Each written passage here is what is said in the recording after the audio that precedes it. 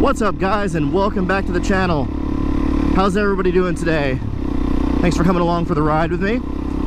Today I wanted to talk to you a little bit about California.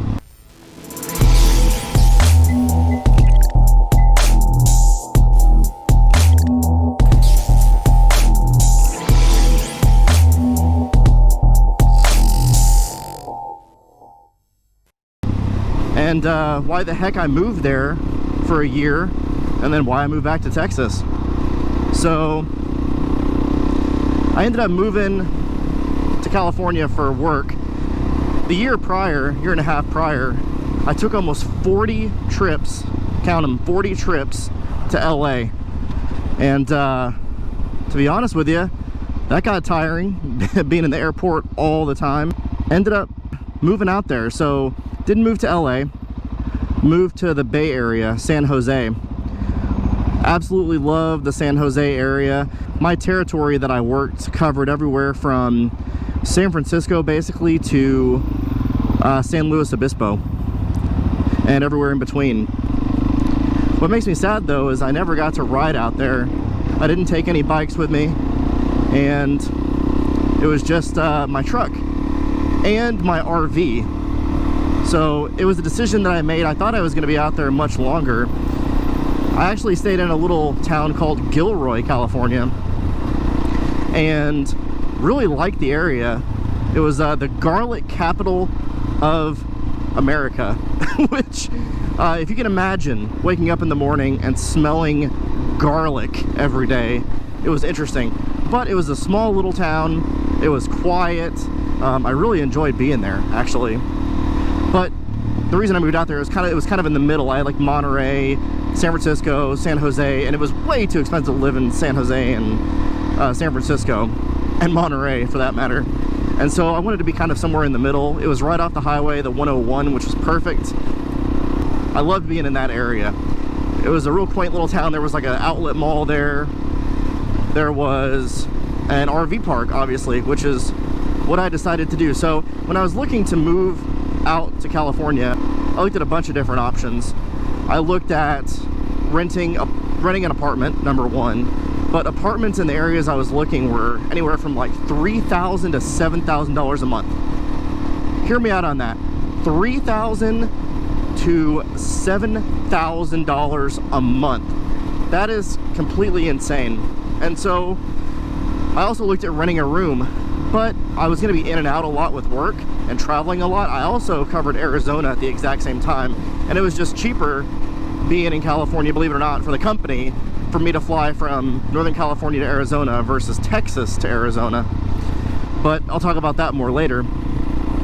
But I really enjoyed that area. So anyway, I was looking for a place to live, and I was looking at rooms to rent, and the thought of kind of living with somebody just didn't appeal to me that much, especially people I didn't know, even though I wasn't gonna have, you know, a lot of space. I didn't also know how long I was gonna be there. I thought I was gonna be there for multiple years. So the RV purchase was the idea of a multiple year purchase and being able to, you know, get out there and live out there. And if I had to move to a different territory, I could just load up my RV and go to a different place. Well, I bought this RV. It was a 2015 Palomino Sabre RV, 34 foot. I bought a Dodge Ram dually truck right here. Take a look at that thing. 3,500, way overkill for what I needed. And I loaded up my truck.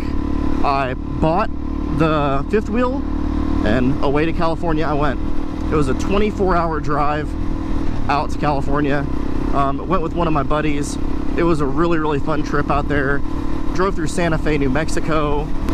Stopped in the Grand Canyon, which was amazing.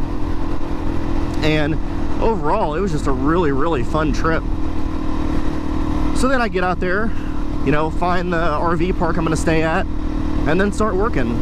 Weeks became months, a month became a year. After a year, I get a call from my boss. It says, hey, we have options for you. And I knew something was going on because the area that I was taking over, they created it for me. And it didn't make a lot of sense to have Northern California and Arizona. So I knew something was going to happen with the area that I was covering. And so what ended up happening was the options were move to LA or move back to Texas. So I definitely weighed my options. At the time, my girlfriend lived in Rialto, and you know, LA being an option, that was a serious contender. And so I told my girlfriend, now wife, that those were my two options.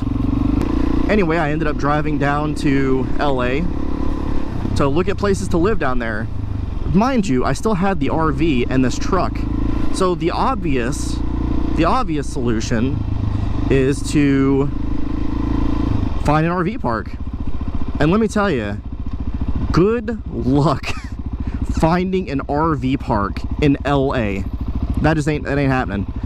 There was a couple. There was like one in Malibu. That was nice. You know, beach views in Malibu, you know, only like $7,000 a month. I think that's the magic number for California, by the way, $7,000 a month. I talked to my girlfriend. I said, hey, I'm gonna leave this option to you. Do you want to stay in LA, or do you want to move to Texas? And obviously Texas seemed like the solution, right? Because my family was here, I knew the area, it was safer, it was closer to the corporate office of the company I'm working for. Ultimately, the girlfriend, now wife, said, hey, you know, let's take a chance. She left her job, she left her family, and we moved to Texas. Now, that being said, that's not the end of the story. I get back to Texas, and I have a Dodge Ram 3500 dually. And I have a 36-foot fifth wheel. And I'm like, well, I've only been here a year. I only have a year's worth of equity in this thing, plus the money that I put into it, you know, for a down payment. What do? I find a place to store the RV. I put it for sale on RV Trader, and I put the truck up for sale. Wouldn't you know that the truck sold in less than a month. The RV, however, did not. So I put the RV in a storage facility, and there it sits for the last 5 years. I've been paying on this thing for 5 years, and nobody is interested in buying this thing. I want to get X number of dollars, and people are lowballing the ever-living out of me. I mean, they are wanting to give me like less than half of what I paid for this thing. So here we are, going to double check on the RV, make sure it's good. I do this every once in a while, randomly, just to make sure it's still looking good, clean, nobody's messing with it, etc. It's in a nice storage facility and everything, so you know, there's a lot of RVs in there. I'm not so worried about that.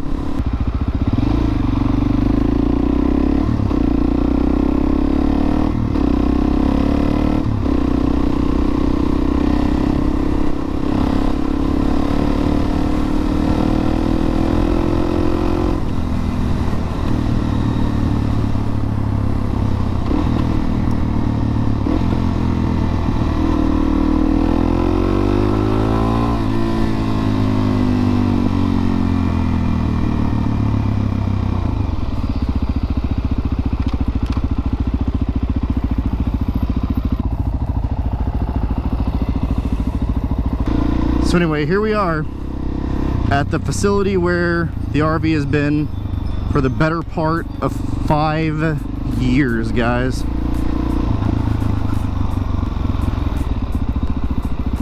The neighbors have changed, but my RV remains the same. And there she is, still looking as good as ever. Needs a little bit of a bath, but overall she's looking pretty good.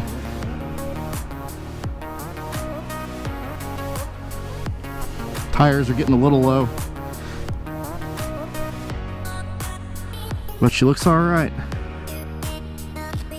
Well guys, I just found out I didn't film an outro for this video. If you like what you're seeing so far, do me a favor, hit that like button. Please subscribe to the channel, it's free, helps me out a heck of a lot. And hit that bell to get notified when more videos come out. Thanks for coming along for the ride. We'll see you next time.